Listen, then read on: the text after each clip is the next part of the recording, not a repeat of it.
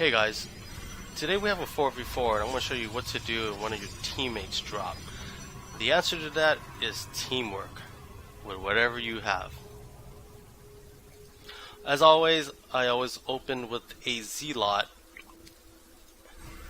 and I always try to sync with my partner.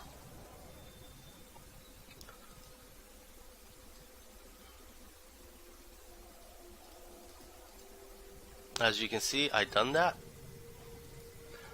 And fortunately for us in this game, they had a very bad player on their side, which is this guy. We just call him Blue for naming sakes. And we're gonna fast forward this because it gets kind of boring in the opening.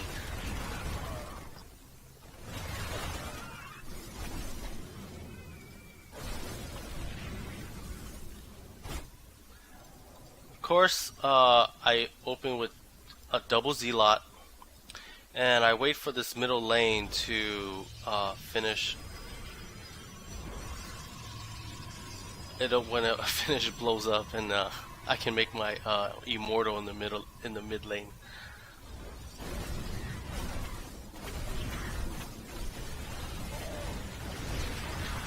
Now, one thing I want to point out is this guy did it right. He synced up his Z-lots and his stalkers together. Now, stalkers, Z-lots, sentries, roaches, hydralisks, marauders, firebats, they all have the build time, spawn time. And this is when he dropped.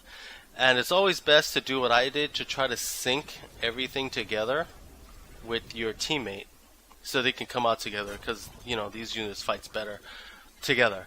Another thing that this guy should have done was he should have rallied everything forward so they would came out together instead of coming out like scattered. Now we're getting pushed even after my immortal build. I did make a second one.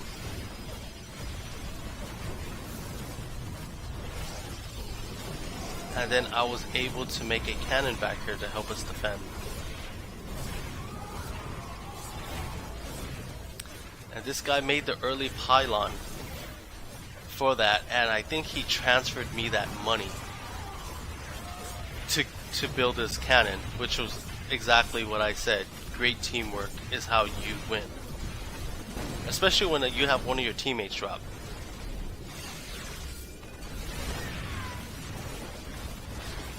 Now see, they could have easily pushed us off if these units were together.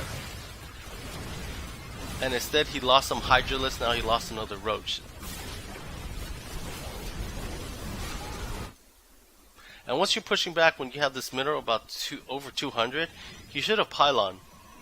But he did not, because he's a noob.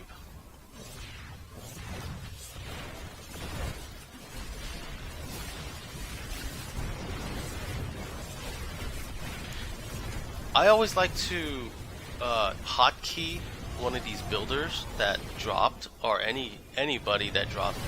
I hotkey them, then I always put them on auto repair, because at least they're doing something, just sitting there.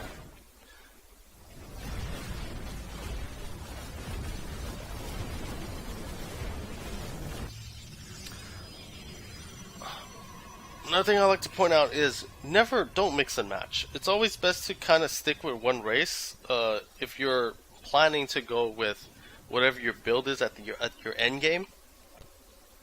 For economical reasons, because when you upgrade, you're only upgrading 2 to 3 things: your shield, your attack, or for the Protoss, you have your outer shield and your inner shield.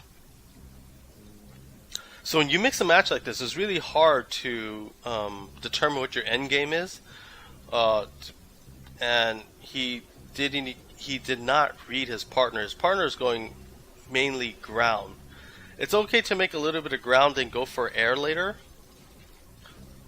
but he did not. See, this is a perfect example. He made a few ground units, and now he's going straight for air, as his partner is mainly just going ground units, especially with that immortal. I don't know the purpose behind this upgrade building so early, but we'll wait to see and find out.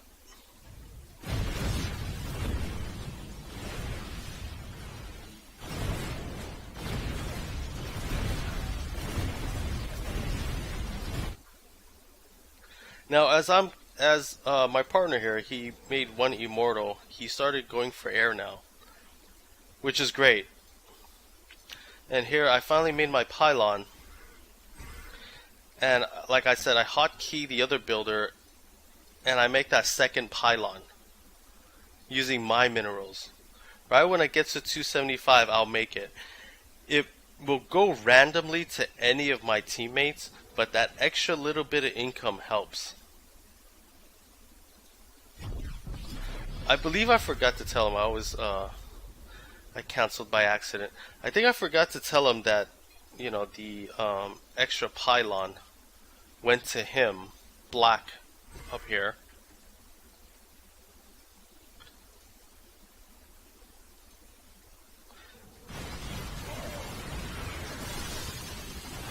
And I think there's something wrong with the animation of this Ultralist. It doesn't look like anything, but it looks kind of cool, like he's just floating around. One thing I like to point out is back in the days, when you build in a row of 3 like this, these middle buildings, the units that spawn out won't come out. They actually get stuck. But I think they changed it in the map editor where these buildings are now floating and the units on top are not anymore. Or vice versa. Where the units are floating on one layer and these buildings are not.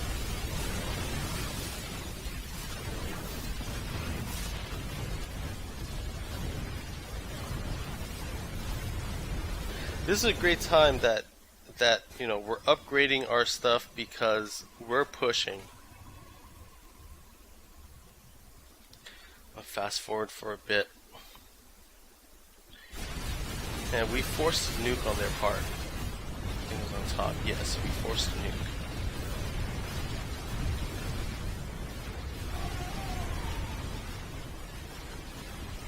Now this guy, he did a great job. He saw all these immortals coming at him, and he only had 1 sentry, so he made these banshees. Banshee was just rip us apart because we have no air support. And since I'm going mostly ground, I depended on my partner for air.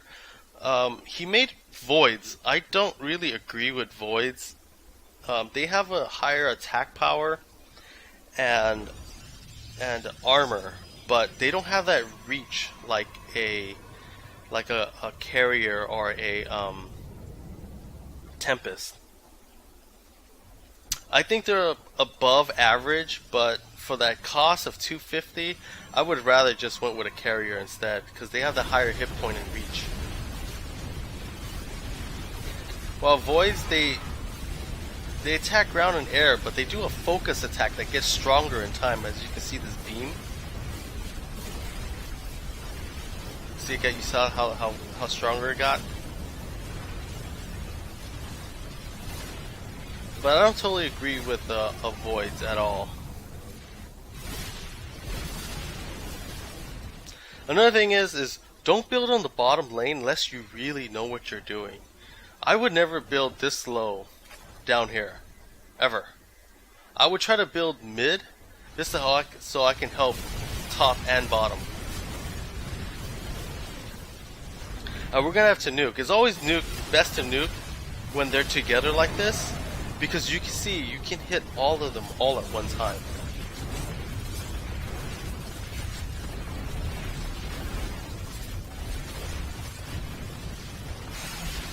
So when I'm rallying all my units bottom, now top is getting pushed back, and because of these voids, we're able to hold these things off for a good while, because these are all ground units that can't hit air.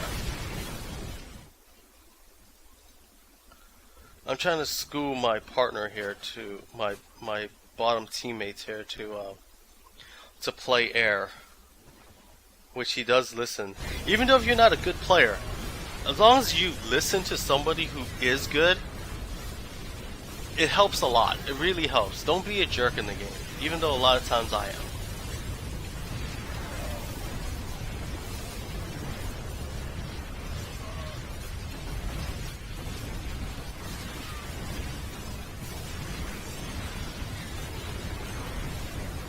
See, we're able to push this back without a nuke, which gives us the advantage because they had to nuke once, we didn't. But because Green here, he started going air. These Vikings is really tearing us down, and now Red, his teammate, is also making air units. So to compensate for that, I started to make, I got these High Templars, and I started making Archons. They're not the best anti-air, but they do a splash damage.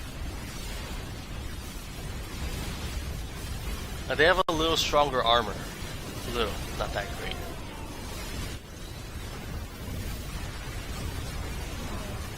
I think I missed it, but yeah, I think I did. Back up a little bit right here. Fast forward. Show you what went on. But that bad player on their team missed a nuke. Really, really bad move. When you miss a nuke, you only have one. And he totally just wasted that right here. He's gonna force his partner Teal to waste his nuke. Now bottom has no more nukes after this. Top had to nuke once, and he's sending his units top, which was bad because bottom is getting pushed. Another thing is don't build like this. When you leave this many spaces, it's not efficient. Let me show you in a bit. Look at this. He's gonna have 2, 4, 6, 8, 10 buildings on this mid lane that he can rally up and down. But look at me. I have 2, 4, 6, 8, 10, 12, 14 units, which I haven't built these Archons, but I will in a bit. I have 14 units I could build. I could rally top or bottom, and these two in the back makes it 16 total.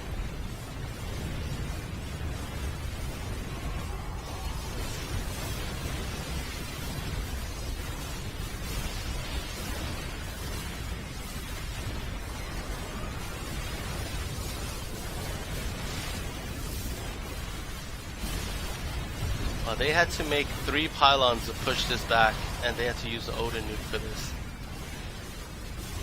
Which shows you that this blue guy, he's really bad. He doesn't know what he's doing. He's not syncing his units, and he's just building in a huge block.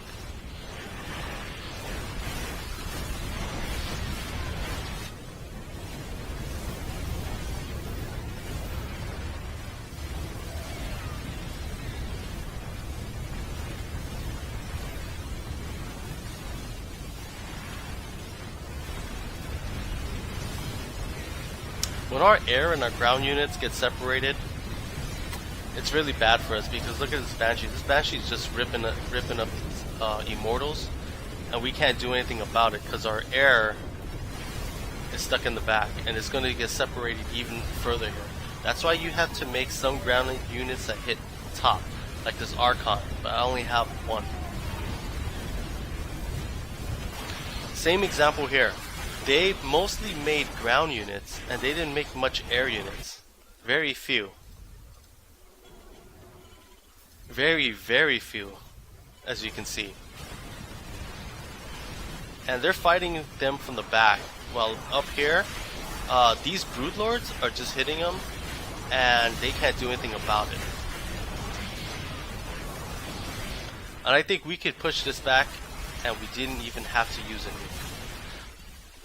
Another thing here is that because we lost the teammate, I started building in the mid lane, even on the bottom, to help for my teammate on the bottom. As I'm saying, bottom as in the lower level of this platform. And there we go. We pushed it all back. No nuke wasted. So once bottom gets pushed back all the way here, they have no more nuke. Top, I think they might have 1 nuke left, but I don't think they wasted it. I think this was game for them. our Archons, our Scouts, and our Voids just took out all their air, and they have nothing left.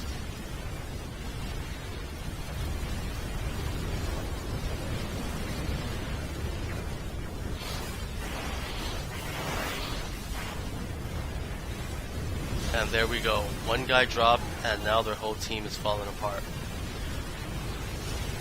Just fast forward this for a bit.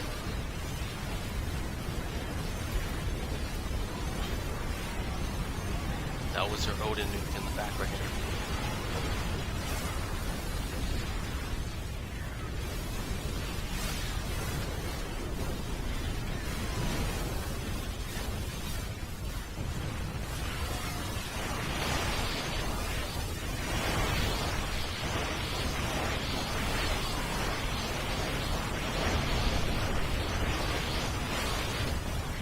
Everyone is dropping now.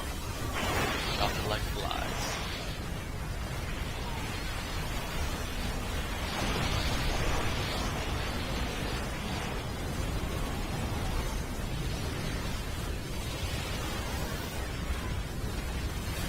This guy is chrono boosting his buildings. You have no more chance. He didn't even upgrade his pylon. Oh, he upgraded it once. And there we go. That's the end of our match.